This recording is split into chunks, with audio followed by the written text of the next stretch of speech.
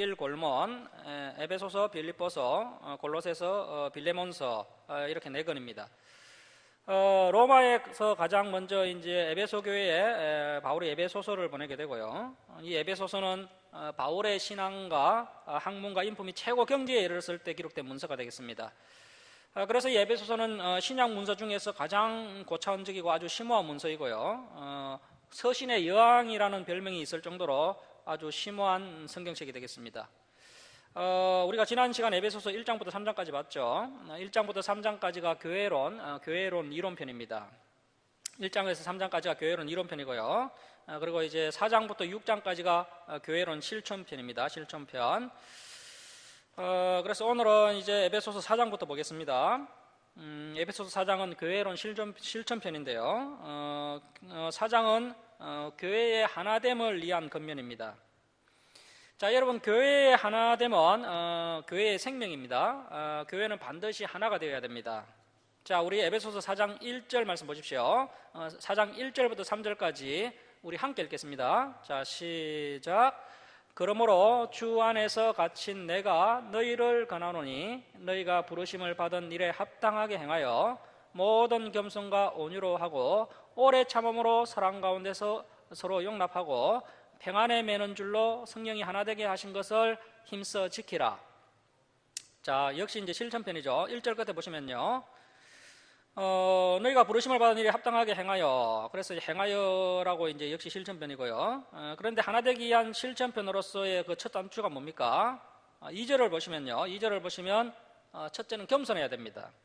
자, 그리고 두 번째는요. 온유해야 됩니다. 그래서 여러분 겸손하고 온유해야 됩니다. 그리고 또 오래 참아야 되고요. 그리고 사랑 가운데서 서로 용납하라. 사랑으로 서로 용서해야 됩니다. 그리고 우리가 피스메이커가 되어야 하는데요. 평안에 매는 줄로 성령이 하나 되게 하신 것을 힘써 지키라. 저기 힘써 지키라 줄을 치시기 바랍니다. 그래서 우리가 힘써야 됩니다.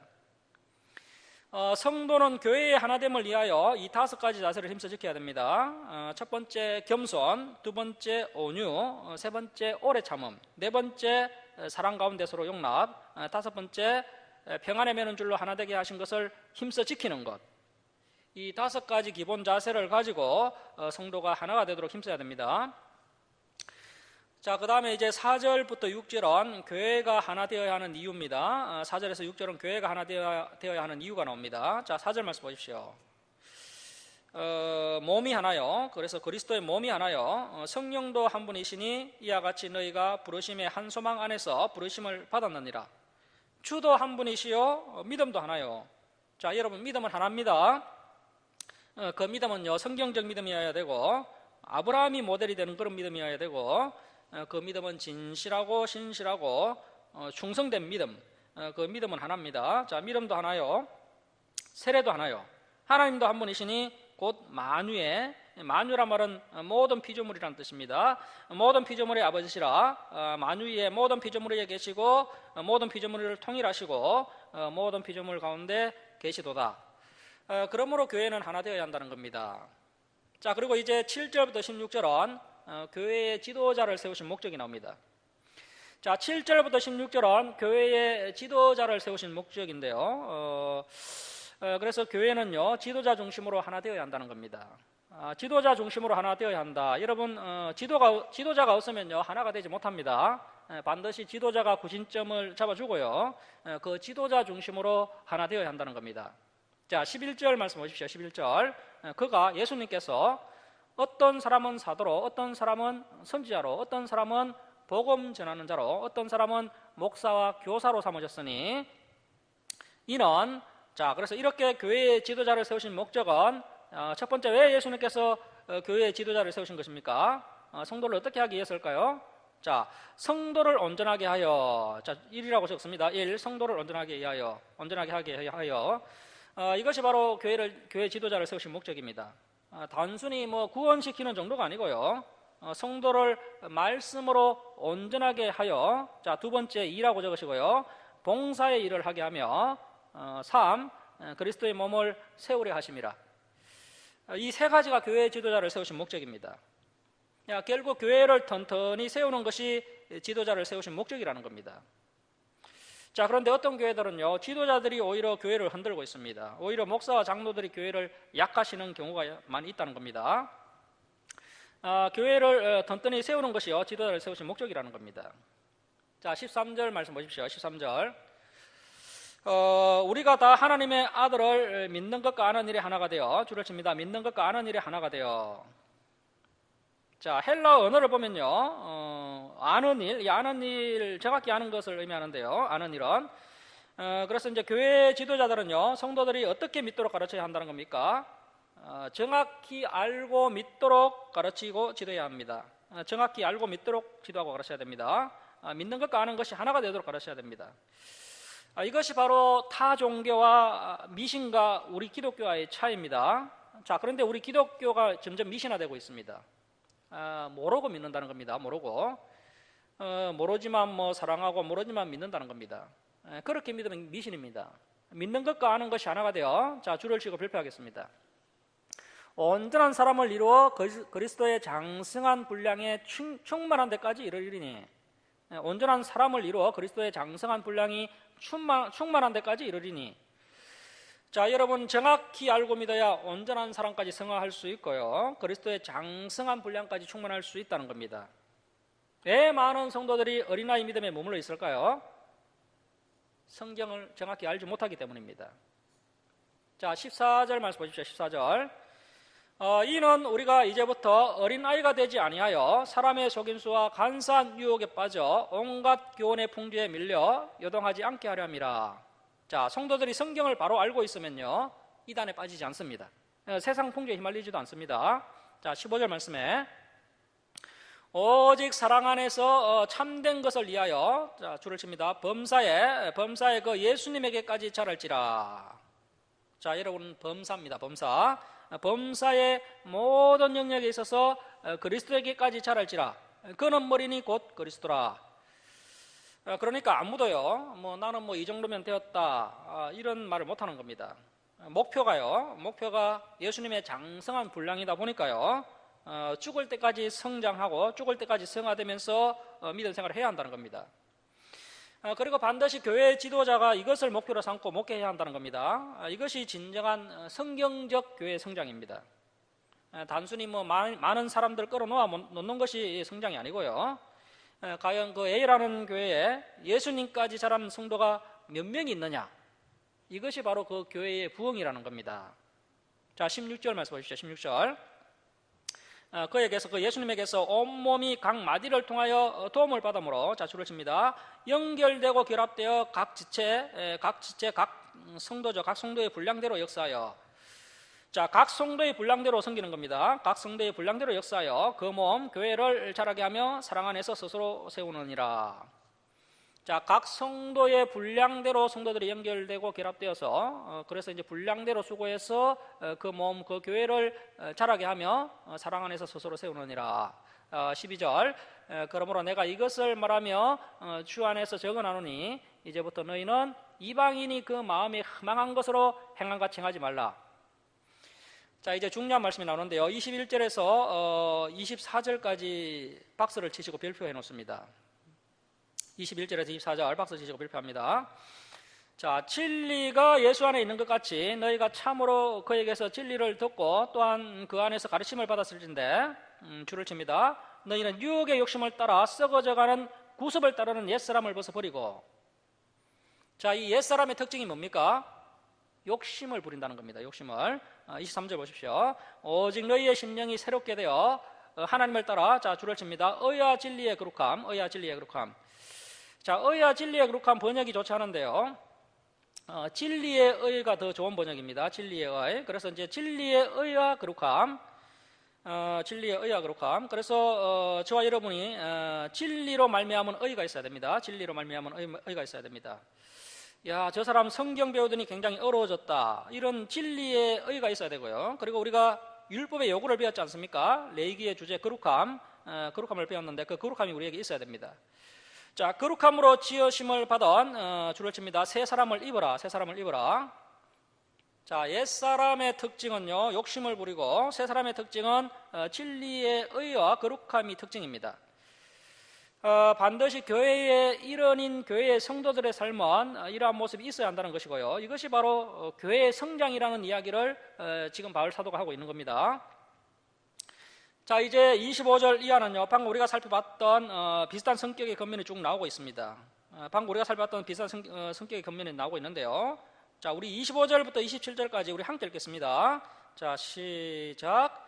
그런즉 거짓을 버리고 각각 그 이웃과 더불어 참된 것을 말하라. 이는 우리가 서로 지체가 됨이라. 분을 내어도 죄를 짓지 말며 해가 지도록 분을 품지 말고 마귀에게 틈을 주지 말라. 자, 분을 내어도 죄를 짓지 말며 해가 지도록 분을 품지 말라. 상한 감정을 오래 품고 있으면 굉장히 위험합니다. 왜냐하면요, 그 상한 감정의 틈을 타고 마귀가 들어오기 때문에 그렇습니다. 자, 그래서 가능하면 분을 내지 마시고요, 실수로 분을 냈다 할지라도 해가 질 때까지 빠른 시간 내에 그 상한 마음을 털어내버려야 한다는 겁니다. 자, 마귀에게 틈을 주지 말라. 28절. 도둑질하는 자는 다시 도둑질하지 말고 돌이켜 가난한 자에게 구제할 수 있도록 자기 손으로 수고하여 선한 일을 하라. 무릇 더러운 말은 너희 입 밖에도 내지 말고 오직 덕을 세우는데 소용되는 대로 선한 말을 하여 듣는 자들에게 은혜, 덕을 끼치게 하라. 자, 이렇게 우리가 앞에서 발표했던 그 내용을 좀 더 구체화한 겉면의 말씀들이 계속 이어지고 있습니다. 자, 이제 30절은요, 우리가 방금 살펴봤던 말씀 25절에서 29절의 종합입니다. 종합. 25절에서 29절의 종합이 바로 30절입니다. 30절입니다. 하나님의 성령을 근심하게 하지 말라. 그 안에서 너희가 구원의 날까지 인치심을 받았느니라. 자, 이 성령을 근심하게 하지 말라. 여러분, 성령께서 내 안에 내주에 계신 그 성령께서 언제 근심하십니까? 우리가 악한 말을 하거나 악한 행동을 하면요, 내주에 계신 성령께서 슬퍼하시고 무척 괴로워하신다는 겁니다. 자, 그런데 우리는 그 성령 안에서 그 구원의 날 마지막 날까지 인치심을 받았다는 겁니다. 자, 성령께서요, 마지막 날에 우리의 구원을 보증해 주시는 겁니다. 성령께서 보증해 주시지 않으면요, 우리가 그 새 하늘과 새 땅, 그리고 그 새 예루살렘에 들어갈 수 없다는 것이죠. 자, 그런데 우리가 자꾸 성령님을 괴롭게 하면요, 곤란할 수 있다는 겁니다. 그래서 성령님을 근심하게 하지 말라는 겁니다. 자, 그리고 이제 31절 말씀 보시면, 31절 보시면 교회가 하나됨에 있어서 방해가 되는 악덕들을 이야기하고 있습니다. 31절은 교회의 하나됨에 해가 되는 악덕들, 그리고 32절은 교회의 하나됨에 덕을 끼치는 미덕들입니다. 악덕과 미덕, 악덕은 교회의 하나됨에 해가 되는 것이고요, 미덕은 교회의 하나됨에 덕을 끼치는 겁니다. 자, 31절, 교회의 하나됨에 해가 되는 악덕입니다. 너희는 모든 악독과 노함과 분냉과 떠드는 것과 비방하는 것을 모든 악의와 함께 버리고, 자, 이제 32절은 교회의 하나됨에 덕이 되는 것입니다. 서로 친절하게 하며 불쌍히 여기며 서로 용서하기를 하나님이 그리스도 안에서 너희를 용서하신과 같이 하라. 용서하신과 같이 서로 용서하라. 자, 그래서 우리가 연약하고 미성숙한 성도들을 보면요, 그들을 미워하지 말고 오히려 친절히 대하고 불쌍히 여기고 용서해야 됩니다. 자, 이렇게 사장은 전체가 어떤 내용입니까? 성령이 하나 되게 하신 것을 힘써서 이런 식으로 지키라는 말씀이 사장의 메시지입니다. 자, 그래서 4장 3절 말씀 다시 한번 보시면요, 4장 3절 한번 보시면 성령이 하나 되게 하신 것을 힘써 지키라. 이 말씀을 더 구체화해서 이제 4절부터 32절까지 바울 사도가 쭉 말씀한 겁니다. 그래서 우리가 성경을 늘 볼 때요, 가장 우렁차게 울려 퍼지는 메시지가 무엇인가, 가장 핵심이 무엇인가, 이것을 파악해야 우리가 엇나가지가 않습니다. 자, 이제 5장으로 갑니다. 5장 1절 끝에 보십시오. 5장 1절 끝에 줄치고 발표하겠습니다. 너희는 하나님을 본받는 자가 되고, 이제 더 대단한 말씀이 나왔죠. 그리스도의 장성한 분량까지 충만한 데까지 이르러야 하고요, 범사의 예수님까지 자라야 하고요, 온전한 사람이 되어야 하고, 또한 하나님을 본받는 자가 되어야 한다. 자, 여러분, 이런 성경을 가르치면요, 교회 내에 교만한 성도들이 사라지게 됩니다. 이런 말씀을 배우면요, 우리가 이제 겸손해질 수밖에 없다는 겁니다. 자, 이제 2절 말씀 보시면요, 줄을 치겠습니다. 그리스도께서 너희를 사랑하신 것 같이 너희도 사랑 가운데서 행하라. 자, 역시 4장 이후로는 이제 계속 실전편이 나오고 있습니다. 그리고 이제 3절 말씀 보십시오. 우리가 이제 행동해야 되는데요. 3절 말씀 보십시오. 음행, 그래서 이제 음행을 버려야 되고요. 음행과 온갖 더러운 것과, 온갖 더러운 것은 음행과 일맥상통한 온갖 음란한 행위들을 이야기하는 겁니다. 음행과 기타 음란한 행위를 버려야 됩니다. 또 버려야 될 것이 있는데요. 탐욕입니다. 탐욕. 우리가 뭐 더 좋은 차, 더 좋은 옷, 더 좋은 집, 더 많은 물질을 가지려고 하는 탐욕들을 버려야 됩니다. 탐욕은 너희 중에서 그 이름조차 부르지 말라. 이는 성도에게 마땅한 반이라. 세상 사람들은요, 인생은 뭐 돈과 성이다 이렇게 말하죠. 하지만 성도는요, 이 음행과 탐욕을 극히 조심해야 됩니다. 음행과 탐욕을 이야기한 다음에 이제 4절 이하는요, 말에 관한 권면이 나옵니다. 4절 말씀 보십시오. 누추함과 그래서 이제 더러운 말을 이야기하는 겁니다. 더러운 말과 어리석은 말이나 희롱의 말. 이 희롱의 말은 저속한 농담을 이야기하는 거고요. 저속한 농담이 마땅치 아니하니. 자, 어떻게 그리스도인의 입에서 더러운 말과 어리석은 말과 저속한 농담이 나올 수 있습니까? 오히려 하나님의 은혜에 감사하는 말을 하라. 자, 이제 5절 보십시오. 너희도 정녕 이것을 알거니와 음행하는 자나 더러운 자나 탐하는 자 곧 우상 숭배자는 다 그리스도와 하나님의 나라에서 기업을 얻지 못하리니. 자, 여기서 우상 숭배자는 누굴까요? 어떤 자가 우상 숭배자입니까? 자, 여기 보시면요, 음행하는 자, 탐욕을 부리는 자, 더러운 말을 하는 자가 우상 숭배하는 것과 똑같다는 겁니다. 여러분, 우리가 뭐 불상 앞에서 합장을 합니까? 뭐 그리스도인 그 누구가 감히 뭐 불상 앞에서 합장을 하겠습니까? 자, 그런데 우리가 더 경계해야 할 우상 숭배는요, 이 음행이 우상 숭배고요, 하나님보다 물질을 더 사랑하는 것이 우상 숭배고, 우리의 말을 통해서 하나님의 은혜에 감사하는 말을 하지 못하고 입만 열면 불평하고 더러운 말하고 저속한 농담을 하는 것이 우상 숭배라는 겁니다. 자, 그런데 이러한 우상 숭배자는 하나님의 나라에 들어가지 못한다는 겁니다. 바울 서신에 이런 말씀들이 있다는 것이죠. 그래서 이제 우리가 이런 말씀들을 보고 조심해야 됩니다. 그리고 이제 8절 말씀 보십시오. 8절. 너희가 전에는 어둠이더니 이제는 주 안에서 빛이라. 주를 칩니다. 빛의 자녀들처럼 행하라. 빛의 자녀들처럼 행하라. 자, 9절. 빛의 열매는 모든 착함과 어려움과 진실함에 있느니라. 자, 그 빛의 열매가 뭡니까? 착하게 살아야 됩니다. 어렵게 살아야 되고요. 진실하게 살아야 됩니다. 진실하게. 자, 11절. 너희는 열매 없는, 그러니까 행함이 없는 것이죠. 행함이 없는, 구체적인 것이 없는 어둠의 일에 참여하지 말고 도리어 책망하라. 자, 그런즉 너희가 어떻게 행할지를 자세히 주의하여, 계속 실천이 나오죠. 지혜 없는 자같이 하지 말고 오직 지혜 있는 자같이 행하여. 자, 16절 줄칩니다. 16절 줄칩니다. 세월을 아끼라 때가 악하니라. 세월을 아끼라 때가 악하니라. 이것이 무슨 이야기입니까? 헬라어 언어를 보면요, 기회를 속량하라 때가 악하기 때문입니다. 기회를 속량하라 때가 악하기 때문이다 이렇게 되어 있습니다. 기회를 속량하라 때가 악하기 때문이다. 자, 여러분, 악한 시대에는요, 하나님의 기회가 아주 희소합니다. 하나님께서 개입하고 싶으셔도요, 타락한 시대, 악한 시대는 하나님께서 개입할 여지가 별로 없습니다. 지금 저와 여러분은 악한 시대에 살고 있습니다. 이 악한 시대에 일생일대에 하나님의 기회가 몇 번 되지 않습니다. 그 하나님의 희소한 기회를 우리가 어떤 대가를 지불하더라도 잡을 수 있는 그런 사람이 되어야 한다는 겁니다. 자, 성경에서는 분명히 말씀하기를요, 세월을 아끼라, 기회를 속량하라, 때가 악하기 때문이다 라고 말씀하고 있습니다. 여러분, 우리가요, 한눈을 한번 딱 팔면요, 5년 10년 그냥 확 지나갑니다. 자, 17절 말씀 보십시오. 그러므로 어리석은 자가 되지 말고 주를 칩니다. 오직 주의 뜻이 무엇인가 이해하라. 자, 그래서 주님께서 왜 나를 선택하셨는지, 왜 주님께서 나를 이 주사랑교회로 인도하셨는지, 오직 주의 뜻이 무엇인지 묵상하며 주의 깊게 생각해 보라는 겁니다. 그걸 한번 자세히 주의하여 이해해 보라는 것이죠. 이제 22절 이하는요, 가정에서의 실천사항입니다. 자, 여러분, 지금 교회론 실천편을 보고 있는데요, 그런데 왜 갑자기 이 바울이 가정 이야기를 하고 있을까요? 이 가정은요, 작은 교회입니다. 그래서 작은 교회가 건강해야지만이 큰 교회도 건강하기 때문입니다. 작은 교회인 가정에서 실천이 있어야 큰 교회도 실천이 있게 되고요. 그래서 이제 큰 교회도 이제 건강하게 되기 때문에 이렇게 가정 이야기가 나오고 있는 겁니다. 그래서 이제 목사들이 반드시 가정에 대한 분명한 교훈을 가르쳐야 됩니다.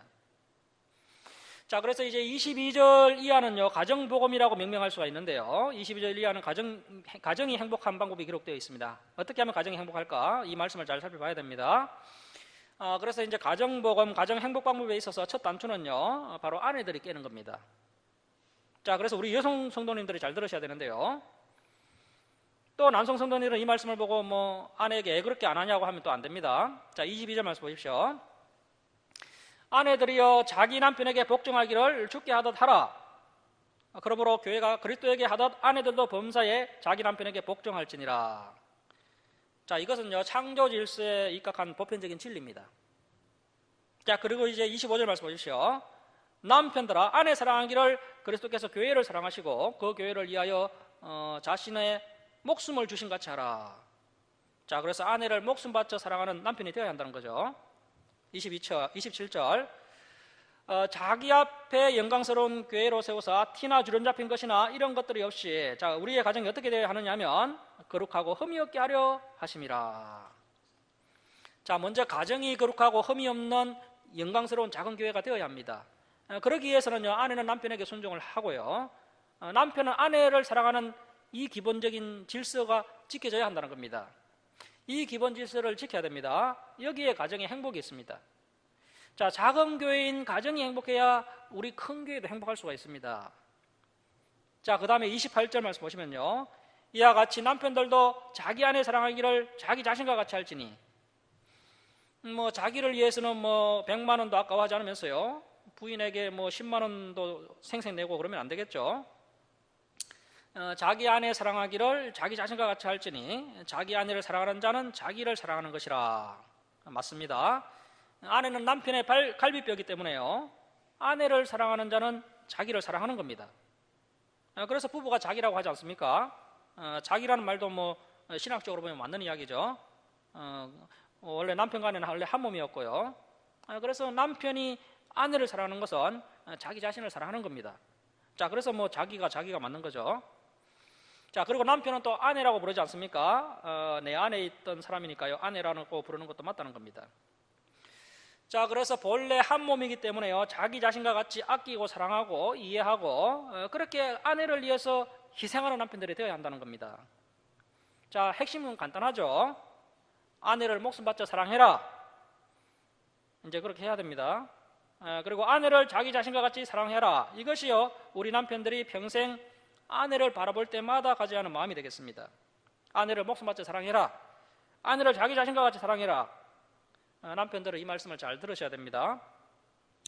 자, 그리고 이제 여성들은요, 하나님께서 창조하실 때 남편으로부터 사랑받도록 지원받았기 때문에요, 남편에게 사랑을 받으면 그것만큼 행복한 것이 없습니다. 자, 31절 말씀 보십시오. 그러므로 사람이, 자, 이제 첫 번째 부모를 떠나야 됩니다. 물론 우리가 부모님은 잘 모셔야 되죠. 율법에서 내 부모를 공경하라. 그러면 내 생명이 길게 될 것이고 네가 이 땅에서 잘 되고 복받게 될 것이다. 그래서 여러분, 우리가요, 명문대학 나와야 이 땅에서 복을 받는 것이 아닙니다. 자녀가 부모에게 효도하고 공경하면요, 복을 받도록 되어 있다는 겁니다. 하지만 일단 이제 남편을 만나면요, 이제 남편을 만나고 아내를 만나서 결혼을 했으면요, 반드시 이제는 경제적, 육체적, 정신적 독립을 해야 됩니다. 자, 그래서 하나님께서 그것을 아시고 바울을 통해서 이 말씀을 하시는 것이죠. 자, 첫 번째, 부모를 떠나. 두 번째, 그의 아내와 합하여 그들이 한 육체가 될지니. 자, 그래서 결혼했음에도 친정가 합하고 처가 합하고 그러면 안 되고요, 반드시 아내와 합해야 됩니다. 지금 이 시대의 젊은이들이 결혼을 했는데 부모로부터 독립을 하지 않음으로 인해서 그 가정이 행복하지 못한 가정이 너무나도 많습니다. 자, 그래서 반드시 이 원리를 지켜야 되고요, 또 한 가지 더 생각해야 할 것은 한 육체가 될지라. 자, 물론 우리가 한 마음이 되는 것도 중요하지만요, 또한 부부간에 한 육체가 되는 것도 아주 중요하고요. 그래서 부부는요, 각방을 써서는 안 됩니다. 이런 내용은 바울 사도가 다른 곳에서도 계속 강조하고 있는 것을 볼 수 있습니다. 자, 32절 말씀 보십시오. 이 비밀이 크도다. 나는 그리스도와 교회에 대하여 말하노라. 분명히 가정 이야기인데요, 바울이 교회에 대하여 말하노라. 자, 그래서 가정과 교회가 아주 밀접한 관계가 있다는 겁니다. 자, 그래서 건강한 교회가 되기 위해서는 반드시 성도들의 가정이 바로 건강해야 되고요. 반드시 이러한 기본 질서, 아내는 남편에게 순종하고 남편은 아내를 사랑해야 된다. 이 기본 질서를 교회가 항상 강조해서 가르쳐야 된다는 겁니다. 우리 교회에서는 뭐 한쪽만 믿는 가정이 좀 있는데요. 그래서 이제 이 말씀을 뭐 적용하기가 쉽지 않죠. 그렇더라도 이제 우리 성도님들은 좌절하지 마시고 아내가 할 도리를 다 하시면 됩니다. 그리하면 하나님의 은혜로 이제 남편이 구원받게 되고 하나님께서 또 이곳으로 불러주셔서 함께 이 말씀을 배우면 남편들도 얼마든지 변화될 수 있다는 겁니다. 물론 뭐 양쪽 다 믿는 가정들도 뭐 말씀대로 완벽하게 살 수는 없겠죠. 뭐 때로는 다투기도 하고 뭐 고집도 피우지만 이런 말씀들을 배우면요, 이제 그들의 마음 가운데 그래, 우리 집의 가장은 남편이다. 내가 남편에게 좀 순종해야 되겠구나. 이제 그런 마음이 이제 자리 잡게 되고요. 또 남편도 아내를 더 사랑하려고 노력하면서 이제 아름답고 행복한 가정으로 점점 변화되게 됩니다. 사실 남자들은요, 사랑을 느끼는 부분에 있어서는 여성들과 좀 다릅니다. 남자들은 아내가 믿어주고 인정해주고 순종해주는 것을 사랑이라고 생각합니다. 남자들은 그렇게 생각합니다. 여자들하고 틀립니다. 아내가 아무리 말로 뭐 사랑한다고 이야기하더라도요, 아내가 남편에게 순종하지 않고 남편을 믿어주지 않는다면 남자들은 그것을 사랑이라고 해석하지 못합니다. 자, 그래서 이러한 말씀들도 아주 참 중요한 말씀이라는 것을 명심해야 되겠습니다. 자, 그리고 이제 마지막에 결론을 짓는데요. 33절 말씀 보십시오. 33절. 그러나 한 번 더 당부하는데요. 너희도 각각 자기 아내 사랑하기를 자신같이 하고 아내로 자기 남편을 존경하라. 자, 예수님께서 목숨을 바쳐 교회를 위하여 자기 생명을 주신 것 같이 남편들이 목숨 바쳐 아내를 사랑하고 또 아내들도 자기 남편에게 순종하고 남편을 존경해야 됩니다. 남편은 존경과 순종과 신뢰를 사랑으로 이해합니다. 자, 우리 기독교 윤리하여 유교 윤리와의 차이점은요, 유교 윤리는 아랫사람이 윗사람에게 행해야 하는 의무만 강조하죠. 하지만 우리 기독교 윤리는요, 항상 양방향성을 가지고 있습니다. 자, 그래서 우리가 방금 보셨던 것처럼 유교 윤리보다 기독교 윤리는요, 훨씬 더 고차원적입니다. 자, 그래서 앞에서 보셨다시피 뭐 아내들아, 그리고 또 남편들아, 그리고 이제 우리가 곧 살펴볼 내용인데요, 자녀들아, 그리고 또 부모들아, 이렇게 윤리의 방향이 양방향인 것을 확인할 수가 있습니다. 자, 이제 6장 1절 말씀 보십시오. 6장 1절. 6장 1절 보시면 자녀들아 주 안에서 너희 부모에게 순종하라. 이것이 옳으니라. 어떤 부모인가는 다음 문제고요. 일단 자녀는 무조건 부모에게 순종하는 것이 옳은 겁니다. 자, 그 다음에 2절 보십시오. 2절. 내 아버지와 어머니를 공경하라. 자, 부모님 앞에서 몸가짐을 조심하고요. 부모님을 때로는 두려워하는 마음도 가지고 있어야 되고, 그래서 이것은 약속이 있는 첫 계명이니, 자, 이 10계명이 제 5계명이죠. 그래서 이제 여기서 첫 계명이라는 단어는요, 중요한 계명이다, 이런 뜻으로 볼 수도 있고요. 또 부모를 공경하면 이 땅에서 잘되고 장수하도록 해주겠다고 하나님께서 약속하셨기 때문에 약속이 있는 첫 계명이다, 이렇게 볼 수도 있습니다. 자, 3절 보십시오. 3절 줄을 칩니다. 이로써 내가 잘되고 땅에서 장수하리라. 자, 신명기에 그리고 출애굽기에 10계명이 나오는데 똑같은 것을 볼 수 있습니다. 자, 이로써 내가 잘되고 땅에서 장수하리라. 자, 그래서 젊은이들에게, 이 자녀들에게 이 말씀을 교훈해서요, 정말 부모에게 순종하고 부모에게 효도하고 공경하는 젊은 기독교 우리 다음 세대들이 잘 준비되도록 이렇게 가르쳐야 한다는 겁니다. 자, 4절 말씀 보십시오. 또 아비들아 너희 자녀를 노엽게 하지 말고, 줄을 칩니다. 오직 주의 교훈과 훈계로 양육하라. 자, 자녀를 노엽게 하지 말라는 겁니다. 이것은 감정으로 자녀를 교육한다든지 아니면 욕심으로 자기가 이루지 못하는 그 어떤 욕심을 아이에게 투영시켜서 욕심으로 자녀를 키우면요, 그 자녀의 마음이 상한다는 겁니다. 오직 주의 교훈, 성경 66권과 훈계, 그래서 훈계로 양육해라. 성경 66권을 가지고 때로는 책망하고 때로는 사랑의 매도 들면서 양육해야 한다는 겁니다. 자, 그래서 이렇게 이제 자녀들을 대하다 보면요, 이제 하나님의 말씀을 가지고 책망하고 사랑의 매를 들면요, 너무나 순조롭게 우리의 자녀들이 수용을 하고 따라오는 것을 볼 수 있습니다. 그리고 제일 좋은 방법은요, 교회에서 성경 66권을 가르치고요, 그 가르치는 자리에 자녀들이 계속 노출되는 가운데 자라면요, 그 자녀들이 이제 어떤 실수를 했을 때 하나님의 말씀을 가지고 사랑의 매로 책망을 하면요, 그 자녀가 아주 달게 듣는다는 겁니다. 그리고 이제 매에 대한 개념부터 달라집니다. 성경을 계속 배우다 보면요, 매에 대한 개념도 깨닫게 됩니다. 아, 부모님이 나를 때리시는구나. 왜냐하면 하나님께서 사랑하셔서 그 남유다 북이스라엘을 때리시는 장면들을 이 아이가 다 성경을 통해서 봤거든요. 하나님이 사랑하셔서 교회를 때리시고 하나님께 사랑하셔서 교회에 고난을 주시는 이야기를 다 들었습니다. 그래서 자녀들이요, 이제 정상적인 사랑, 성경적인 사랑을 암암리에 다 이해하게 됩니다. 그렇기 때문에 이제 부모가 성경 기준을 가지고 훈계하면요, 전혀 반항하지 않습니다. 아주 쉽게 따라오는 것을 경험할 수가 있습니다. 자, 그래서 큰 교회, 작은 교회가 큰 교회 그리고 작은 교회 가정이 반드시 함께 가야 됩니다. 함께 가야 시너지 효과가 발휘가 되는 겁니다. 자, 그리고 이제 5절을 보시면요, 5절을 보시면 뭐 지금은 종이 없죠. 그렇지만 우리가 이제 배워야 할 내용이 있습니다. 자, 종들아 두려워하고 떨며 성실한 마음으로 육체의 상전에게 순종하기를 그리스도께 하듯 하라. 그래서 절대 눈가림 하듯 해서는 안 됩니다. 그래서 세상 일반적인 건의 앞에서도요, 주님께 하듯 해야 됩니다. 직장 생활할 때도 직장 상사에게, 그리고 학교 생활할 때도 학교 선배와 선생님들에게, 또 사회생활 할 때도 마찬가지입니다. 무엇을 하든지 성실한 자세로 순종하는 자세로 해야 한다는 겁니다. 자, 그 다음에 9절 보십시오. 9절. 상전들아, 역시 양방향이죠. 상전들아, 너희도 그들에게 이와 같이 하고 이업을 거치라. 자, 오늘 한국 사회가 점점 양극화가 심해지고요, 그로 인해서 이제 갑질이라는 표현들이 이제 있을 정도로 상전들의 이업이 점점 강해지고 있습니다. 그래서 반드시 교회에서 이 사회 지도층에 있는 성도들에게요, 목회자가 절대로 갑질 같은 행동을 하지 않도록 이 성경 말씀을 통해서 잘 가르쳐야 됩니다. 자, 그 다음에 이제 10절부터 20절까지는요, 교회 성도들의 영적 전쟁입니다. 아주 중요한 내용입니다. 이 고차원적인 교회론의 마지막 부분입니다. 마지막 부분에 이제 영적 전쟁이 나오는데요, 아주 중요한 내용입니다. 자, 10절 말씀 보십시오. 자, 끝으로 교회 성도들의 영적 전쟁인데요, 끝으로 마무리하면서 중요한 말씀을 합니다. 너희가 주 안에서와 그의 힘의 능력으로 강건하여지고, 자, 11절 줄치고 발표하겠습니다. 마귀의 관계를 능히 대적하기 위하여 하나님의 전신갑주를 입어라. 자, 12절.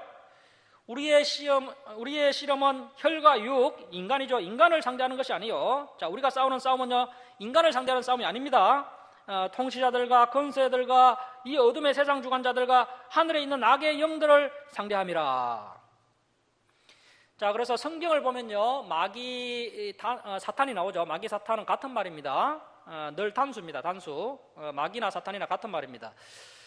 그래서 마귀들과 싸울지라, 이 가사 잘못됐습니다. 고쳐야 됩니다. 마귀와 싸울지라 이렇게 해야 됩니다. 단수입니다. 그리고 이제 귀신들은 복수입니다. 복수. 마귀 사탄의 부하들이 귀신들인데요, 이 귀신들이 바로 타락한 천사들이죠.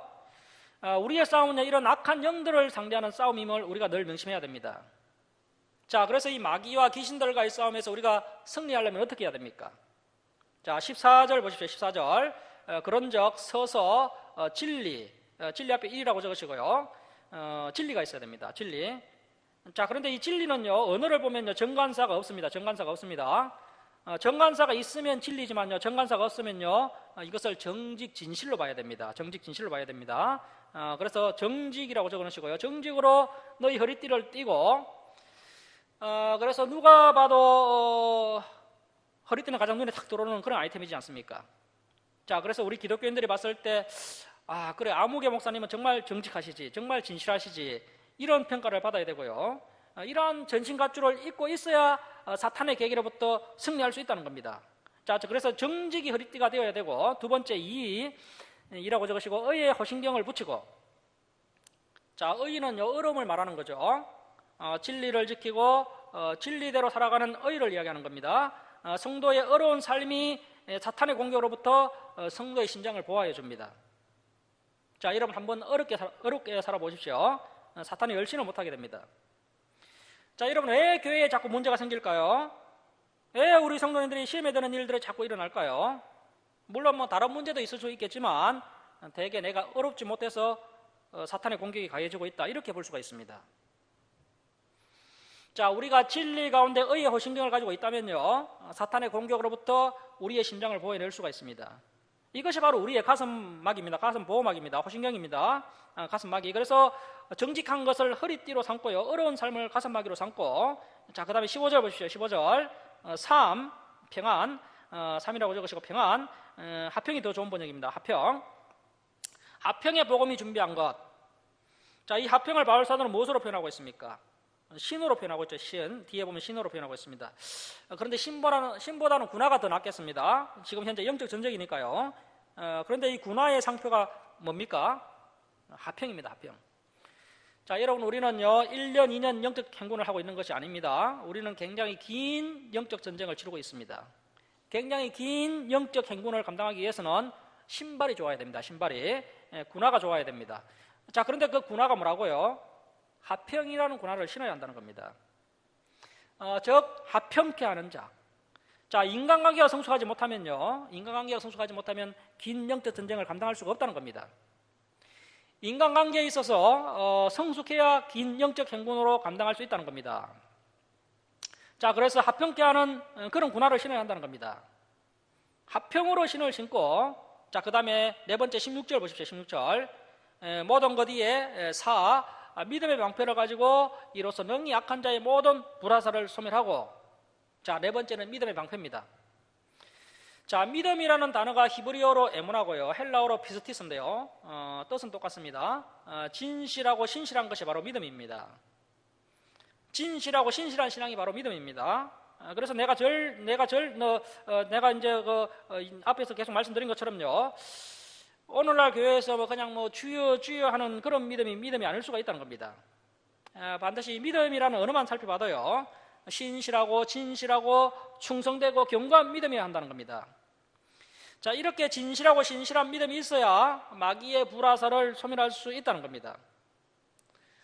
조금만 흔들면 감정이 사그라들고, 조금만 시험이 오면 막 시험에 들어버리고 힘이 빠져버리고, 그러면 이 마귀의 불화살에 계속 이용당하는 겁니다.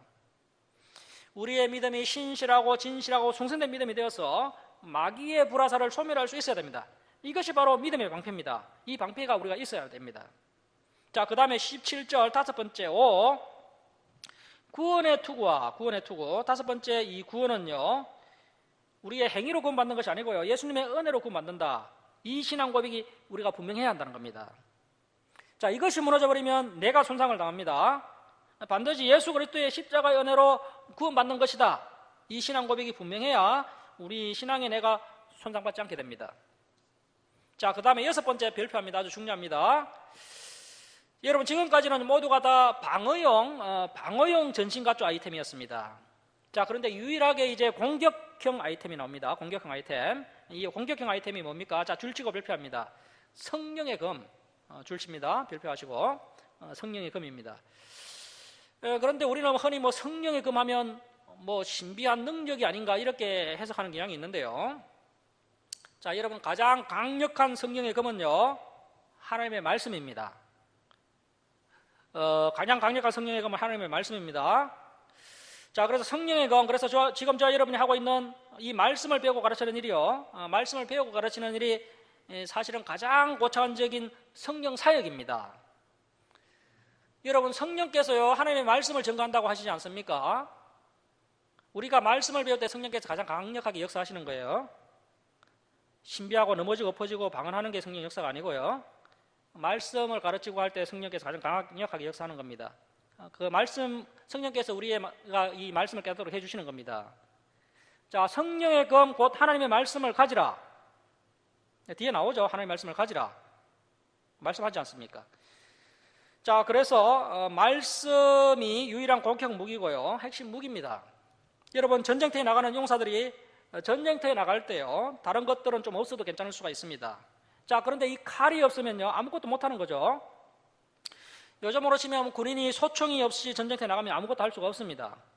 물론 수통도 중요하고 허리띠도 중요하고 수류탄도 중요하고 군화도 중요하지만 일단 이 총이 없으면 아무것도 못하는 겁니다. 자, 그런데 지금 한국교회가요, 이 하나님의 말씀이 금이 없습니다. 그래서 지금 이 사탄에게 농락을 당하고 있는 겁니다. 왜 신천지가 이렇게 많이 날뛰고 있나요? 교회가 성경을 가르치지 않기 때문에 그렇지 않습니까? 우리가요, 사탄에게 방어만 할 것이 아니라 때로는 이 사탄의 진지를 부수고 공격도 할 수 있는 성도가 되어야 하거든요. 그러려면 반드시 하나님의 말씀을 갈고 닦아야 됩니다. 자, 이 하나님의 말씀, 이 금을 우리 목회자가 하루에 4시간씩 갈고 닦으면요, 10년 동안 갈고 닦으면요, 최고의 근격이 되는 겁니다. 자, 그 다음에 이제 18절 말씀 보시면 7번째, 이 기도도 놓치면 안 됩니다. 자, 7이라고 적으시고 18절 7. 모든 기도와 간구를 하되 항상 성령 안에서 기도하고 이를 위하여 깨어 구하기를 항상 힘쓰며 여러 성도를 위하여 구하라. 자, 그래서 모든 기도는 모든 경우에 기도하는 겁니다. 모든 경우에 기도하는 겁니다. 성경에서는 기도에 불을 끄면 안 된다, 그런 이야기 전혀 없습니다. 24시간 365일 기도에 불을 끄면 안 된다, 그것은 미신이고요. 성경에서는 뭐라고 말씀합니까? 범사에 기도하라. 그래서 모든 경우에 기도하라고 하십니다. 자, 범사에 기도의 모범을 보인 사람이 느헤미야였죠. 그 느헤미야가 왕 앞에 섰을 때 기도하고요, 어떤 결정을 하기 전에 기도하고, 또 왕이 무슨 이야기하면 그때 또 그 순간에도 또 속으로 기도했습니다. 자, 그래서 우리가 어떤 중요한 선택의 기로에서 하나님의 도움의 손짓기를 구하고요, 그렇게 순간순간 모든 경우에 하나님을 의지하고 하나님을 의탁하고 무릎 꿇고 기도하는 것을 모든 기도, 범사에 기도한다라고 이야기하는 겁니다. 뭐 하루에 2시간 열심히 새벽 기도하고 나서 나머지 22시간은 자기 마음대로 살면요, 그 기도는 아무것도 아닌 겁니다. 기도는 오래 하는데 전혀 변화되지 않는 사람을 보면요, 대개 이런 경우가 많습니다.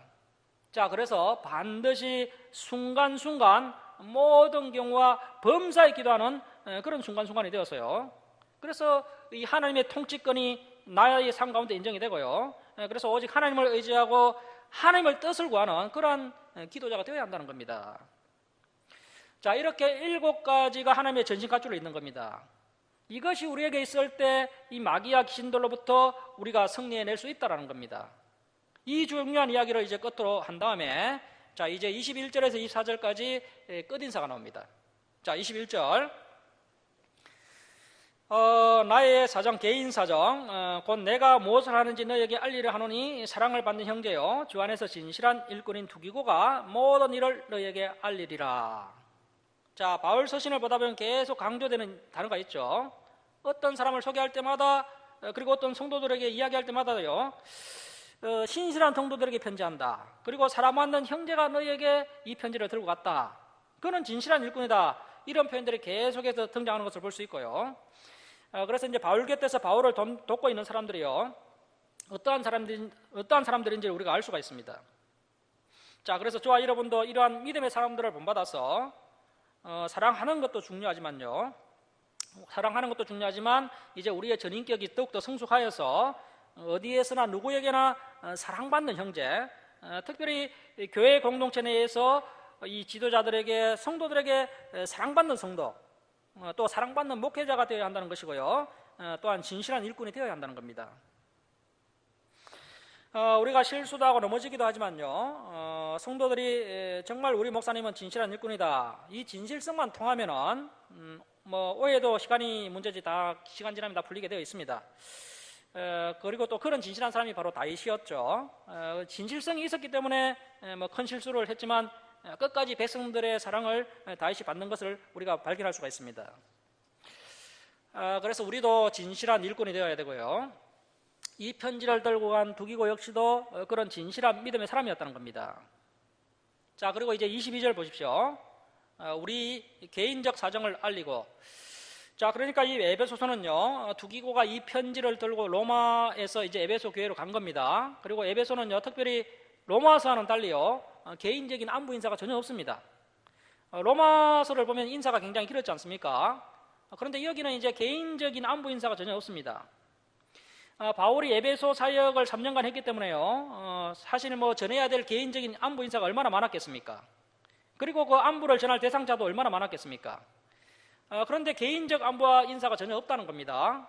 왜냐하면요, 우리가 방금 봤던 것처럼 이 에베소서는요, 헤란 문서입니다. 헤란 문서. 여러 교회들이 돌려봐야 되는 그런 편지였기 때문에요. 개인적인 안부는 이 편지에 포함하지 않고요. 두기고를 통해서 개인적으로 전달하려고 했던 겁니다. 자, 그래서 21절 말씀 보시면 나의 개인적인 인사는 두기고가 구도로 전달할 것이라는 겁니다. 자, 22절 우리 개인적 사정을 두기고가 알릴 것이다. 그래서 개인 인사가 없습니다. 그리고 지금 이것은 헤란 문서고요. 너무나도 중요한 아주 고차원적인 성경책이기 때문에 이 편지는 에베소 교회만 보면 안 되고요. 당시에 이제 다른 교회들도 다 돌려서 봐야 되는 헤란 문서이기 때문에 개인적인 사정을 제외시킨 겁니다. 자, 우리 개인적인 사정을 두기고가 개인적으로 알리고 또 너희 마음을 이루하기 위하여 내가 특별히 그 두기고를 너희에게 보내었노라. 그래서 이제 두기고가 가서 이 편지를 지금 읽어주고 있는 겁니다. 자, 23절 아버지 하나님과 주 예수 그리스도께로부터 평안과 믿음을 겸한 사랑이 형제들에게 있을지어다. 자, 줄을 칩니다. 우리 주 예수 그리스도를 변함없이 사랑하는 모든 자에게 은혜가 있을지어다. 자, 로마서는 바울 사역 중간에 기록한 서신이고요. 에베소서는 이제 바울의 순교가 얼마 남지 않은 이제 바울의 사역이 굉장한 경지에 이르러 있을 때 기록한 말씀입니다. 그래서 이제 바울 사역의 말기로 갈수록요, 이러한 표현이 계속해서 나옵니다. 선한 양심, 참 믿음, 변함없이 사랑하는 모든 자, 이런 표현이 나오는 것을 볼 수 있고요. 그래서 이제 뒤집어서 생각하면요, 양심이 하인 맞은 사람들이 굉장히 많았다는 것이고요. 또 거짓된 믿음을 가진 사람들도 많았고요. 사랑이 변하는 사람들도 있었다는 겁니다. 그래서 그리스도를 변함없이 사랑하는 모든 자에게 은혜가 있을지어다라고 하면서 에베소 교회 성도들에게 이 에베소서를 보낸 겁니다. 하지만 참 안타깝게도 이때로부터 약 30년 후에 이제 요한계시록에 나오는 에베소 교회를 보면요, 그 사랑을 잃어버린 안타까운 모습을 볼 수 있습니다. 자, 그래서 우리 주사랑교회도 정말 변함없이 하나님을 사랑하는 교회가 될 수 있도록, 그러한 또 성도가 될 수 있도록 정말 우리가 앞장서서 목숨 바쳐서 정말 하나님을 사랑해야 되겠죠. 에베소서 맨 끝에다가 골로새서라고 적으시고요. 다음 주에 우리가 골로새서를 보도록 하겠습니다. 자, 기도하겠습니다.